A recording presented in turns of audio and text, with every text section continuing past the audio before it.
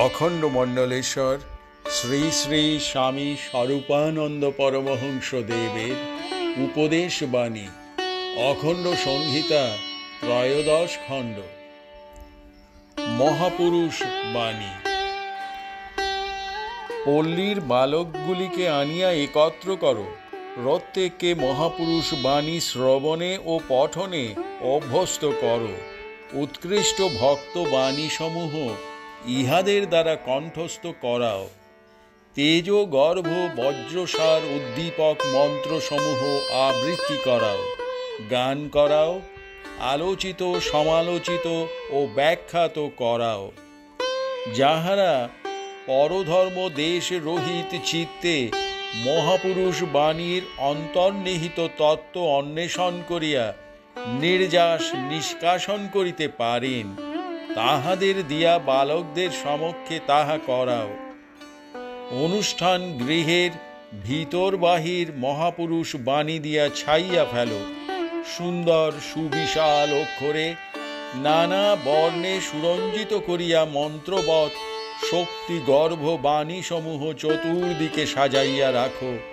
এইরূপ করিতে করিতে দেখিবে বালখিল্য ঋষিদের মতো একদল নবীন তাপসী নিখিল ভারত তোমরা পূর্ণ করিয়া ফেলিয়াছ। শব্দের যে শক্তি কি, তাহা শব্দকে বারংবার উচ্চারণ করিতে করিতে তবে তো প্রত্যক্ষ করিবে। সত্যময় মন্ত্রসমূহের উচ্চারণে, প্রত্যুচ্চারণে, পুনরুচ্চারণে ক্রমশ তাহার শক্তি প্রভাব ও মহিমা উচ্চারণকারীর ও শ্রবণকারীর জীবনের মধ্যে ফুটিয়া উঠিতে থাকে। নোয়াখালী জেলা অন্তর্গত কোনো গ্রামবাসী জনৈক পত্র লেখকের পত্রের উত্তরে শ্রী শ্রী বাবামণি লিখিলেন, ঠিক 1 মাস পরে আমি বোধহয় ফেনী পৌঁছিতেছি। সে সময় যদি পারো দেখা করিও। দেখা করিও কথাটার মানে এই মনে করিও না যে আসিয়া একটি প্রণাম করিবে এবং কিঞ্চিত প্রসাদ লইয়া ঘরে ফিরিয়া যাইবে। দর্শন করিবার পশ্চাতে নিজের পরিপূর্ণ আধ্যাত্মিক কল্যাণের জন্য অকপট আকাঙ্ক্ষা নামক দৈব বস্তুটি থাকা দরকার। আমি সামান্য মানব, এ কথা আমি যেমন জানি, তোমরা আর কেহই তেমন জানো না।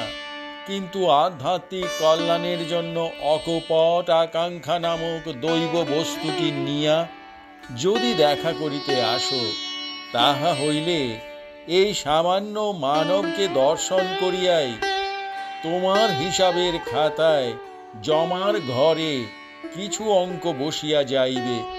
এই দৈব বস্তু লইয়া একটা শৃগাল, একটা কুকুর বা একটা বিড়ালের পানে তাকাইলেও তাহাতে আধ্যাত্মিক লাভ সঞ্চিত হয়।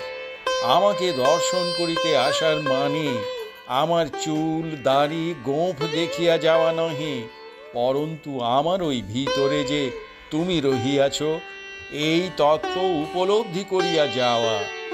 যেখানে গিয়াই যাহাকে দর্শন করো, প্রকৃত প্রস্তাবে দর্শন করিবে তুমি নিজেকে। এই জন্যেই সাধু দর্শনে তোমার নিজের লাভ। তোমরা যখন আমার নিকটে আসো, আমি তখন প্রকৃতপক্ষে তোমাদের মধ্যে আমাকেই দর্শন করি। এই কারণে তোমরা কাছে আসিলে আমি নিজে লাভবান হই।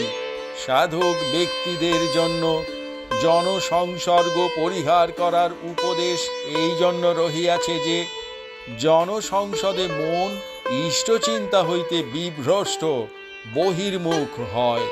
কিন্তু তোমরা কাছে আসিলে আমি তোমাদের ভিতরে ইষ্ট চিন্তা নিরত আমাকেই দেখি। এই হেতুতে ওই সময়ে জনসংসদ আমার বহির্মুখতার কারণ হয় না। যুবক দিগকে আমি ধ্যানের দেবতা বলিয়া অর্চনা করিয়া থাকি। কেন জানো? যেহেতু ইহাদের ভিতরে ইষ্ট ধ্যান নিরত আমার নিজের মূর্তি দেখিতে পাই। তোমরা যদি সেই রূপ মনোগতি এবং মনোভাব নিয়া সাধু দর্শন করো, তাহা হইলে দর্শন উপলক্ষিত ব্যক্তি প্রকৃতই সাধু হন বা না হন, তোমার সাধু দর্শন সার্থক হইল। পুনরায় বলিতেছি, আমি সাধু নহি, সামান্য মানব মাত্র। কিন্তু সাধুদের দর্শন করিতে যাইয়া যে সদাচার পালন করিতে হয়, সামান্য মানবদের বেলায়ও তাহা পালনে ক্ষতি নাই। প্রথম সদাচার হইতেছে বাক সংযম। অনেক দর্শনার্থীকে বৃথা বাচালতায় চঞ্চল দেখিয়া মনে ক্লেশ অনুভব করিয়া থাকি। দ্বিতীয় সদাচার সঙ্গকালে নিজ নিজ ইষ্ট চিন্তা অবিরাম করিতে থাকা। অনেককে অনিষ্ট বিষয়ে আলোচনারত দেখিয়া থাকি। তৃতীয় সদাচার তর্ক বর্জন এবং জিজ্ঞাসুর মন লইয়া প্রশ্ন করা। অনেক ক্ষেত্রে জিজ্ঞাসু ভাব বিজিগীষার ভাবে পরিণত হয় এবং কোনো শান্তিপ্রদ অমৃতবাণীর উদ্গীরণকে অসম্ভব করিয়া তোলে। তোমার বিনীত শ্রদ্ধা আমার বিনীত শ্রদ্ধার উদ্বোধিকা হইবে, তোমার প্রেমময় সহিষ্ণুতা আমার প্রেমময় সহিষ্ণুতার প্রস্ফুরিকা হইবে। তোমরা যখন সাধু সঙ্গ করিতে যাও, তখন মনে রাখিও যে যাহার সঙ্গ করিতে যাইতেছ তিনিও সাধু সঙ্গই চাহেন, অসাধু সঙ্গ নহে। তাহার সঙ্গে তোমার উপকার হোক, তোমাদের সঙ্গে তাহার উপকার হোক। সৎসঙ্গ পারস্পরিক, সৎসঙ্গজনিত উপকারও পারস্পরিক। গুরুর আত্মবিলোপ। তোমার গুরুদেব সম্পর্কে যে সকল কথা লিখিয়াছ, তৎসম্পর্কে স্বপক্ষে বা বিরুদ্ধে আমার কোনো মতামত প্রকাশ না করাই সর্বতোভাবে বাঞ্ছনীয়। কিন্তু একটি কথা না বলিয়া পারিব না। আমি আমার শিষ্যদিগকে অকাতরে উপদেশ দিয়া থাকি যে আমার ভিতরে দোষ দেখিলে তোমরা সংশোধন করিয়া দিয়া আমাকে উপকৃত ও সুন্দরতর করিও। আমার ভিতরে সংশোধনাতীত দোষ দেখিলে বিনা দ্বিধায় এবং নির্মম চিত্তে আমাকে বর্জন করিও। আমার প্রতি আনুগত্য বা বাধ্যতার অনুশীলন করিয়া করিয়া নিজ স্বাধীন সত্তার বিসর্জন দেবার কোনো প্রয়োজন নাই। আত্মশক্তির বিশ্বাসকে পরাকাষ্ঠায় নিয়া পৌঁছাইয়া তোমরা পরম উপাস্য পরব্রহ্মকেই তোমাদের গুরু বলিয়া উপলব্ধি করিতে যত্নবান হইও ইত্যাদি। কোন গুরু জগতে যাহা বলেন নাই, আমি আমার শিষ্যদিগকে তাহা বলিয়াছি। পৃথিবী জুড়িয়া শিষ্যরা গুরুর নিকটে আত্মবিলোপ করে, আমি শিষ্যদের নিকটে আত্মবিলোপ করিয়াছি। শিষ্যকে প্রধান রাখিয়া আমি ক্রমশ যবনিকার অন্তরালে সরিয়া যাইতেছি। তাহাকে সর্বকার্যে স্বাধীনতা প্রদান করিয়া আমি নিজের স্বাধীন ইচ্ছাকে নিজ স্বাধীন সত্তার সঙ্গে সঙ্গেই বারিধির অতল তলে নিমজ্জিত করিয়া দিতেছি। আমার প্রভুত্ব, আমার কর্তৃত্ব, আমার ব্যক্তিত্ব, আমার নেতৃত্ব আমি নির্মমভাবে শিষ্যের আত্মপ্রকাশের নিকটে নিষ্পেষিত করিয়া রাখিয়া দিয়াছি। ইহা আমি বর্তমান যুগের গতি, রীতি এবং প্রয়োজনের মুখপানে তাকাইয়া করিয়াছি। এ কথা বলিলে মিথ্যা বলা হইবে না। কিন্তু আমার পরিপূর্ণ আত্মবিলোপের ভিতর দিয়া আমার জীবনে সার্থকতা আসিতে পারে, আমার আত্মবিলোপে আমার শিষ্যের কোন সার্থকতা থাকিতে পারে?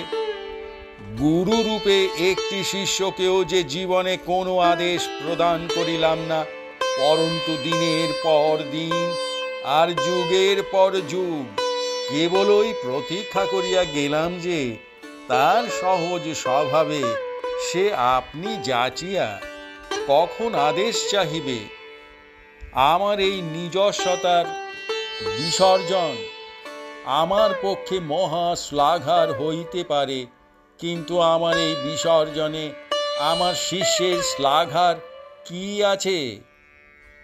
কোন শিষ্য এই একটা কথা কখনো ভাবিয়া দেখে নাই, কিংবা এই বিষয়ে কখনো প্রশ্ন পর্যন্ত করে নাই। বারংবার কদর্য অপরাধের অনুষ্ঠান করিয়া শিষ্য আমার নিকটে ক্ষমা পাইয়াছে, পরনারীকে সে আক্রমণ করিয়াছে দেখিয়া কাঁদিয়া অধীর হইয়াছি, কিন্তু তাহাকে বর্জন করি নাই। পরশ্ব সে অপহরণ করিয়াছে দেখিয়া ব্যথায় ঢলিয়া পড়িয়াছি, কিন্তু তাহাকে ত্যাগ করি নাই। গুরুদ্রোহ করিয়াছে দেখিয়া লজ্জায় ক্ষোভে বেদনায় মথিত হইয়াছি, কিন্তু তবু অভিসম্পাদ করি নাই। শতদোষ সহস্র ত্রুটি উপেক্ষা করিয়া প্রাণময় স্নেহ দিয়া তাহাকে ভালোই বাসিয়াছি। মানবের পরিজ্ঞাত অপরাধের তালিকা মধ্যে এমন কোন অন্যায় আছে যাহা আমার কোনো না কোনো শিষ্য না করিয়াছে? ব্যথিত হইয়াছি, তাহার কুশলের জন্য বিশ্বনাথের চরণে প্রার্থনা জানাইয়াছি, তাহার চরিত্র পরিবর্তনের জন্য সংকল্প করিয়া লক্ষ লক্ষবার জপ করিয়াছি, কিন্তু তুই আমার পরিত্যক্ত এই কথা মুখে মনে একটি বারের জন্য উচ্চারণ করি নাই। এই যে করি নাই, ইহাতে আমার লাভ হইয়াছে, কিন্তু শিষ্যের লাভ কি হইয়াছে? অথচ শিষ্যের দিক হইতে যদি বিচার করিতে হয়, শিষ্য যদি নিজের অন্তরের দিকে তাকাইয়া চলে, তাহা হইলে চৈতন্য ভাগবতের রচয়িতা বৃন্দাবন দাসজির কণ্ঠে কণ্ঠ মিলাইয়া তাহাকে বলিতেই হইবে, মদিরা যবনী যদি নিত্যানন্দ ধরে, তথাপি ব্রহ্মার বন্দ কহিল তোমারে। শিষ্য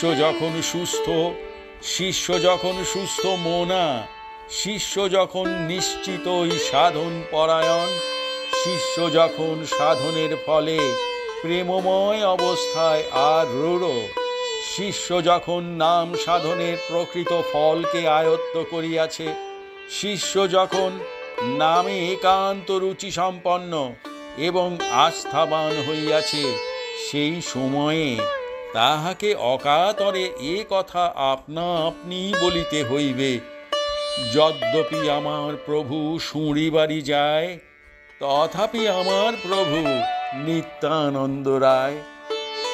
তুমি যখন তোমার গুরুদেব সম্পর্কে নানা অপ্রিয় মন্তব্য করিয়া আমার নিকট পত্র দিতেছ, তখন আমি প্রত্যুত্তরে তোমাকে জানাইতেছি যে শিষ্যের প্রতি গুরুর অদোষদর্শিতা যদি গৌরবজনক বা মঙ্গলজনক হইয়া থাকে, তাহা হইলে গুরুর প্রতি শিষ্যের অদোষদর্শিতা আরো গৌরবজনক, আরো মঙ্গলজনক।